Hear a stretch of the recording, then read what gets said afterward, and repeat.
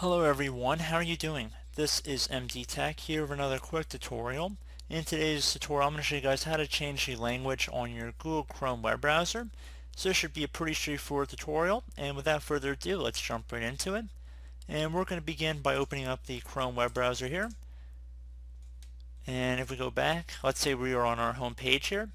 Just left click on the little menu icon near the top right of your browser window with the three vertical dots. Just left click on that, and then go down and left click on the settings button near the bottom of this list.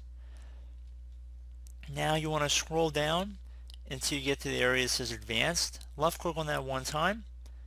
Scroll down again until you get to underneath the languages. Left click on the first box where it says language.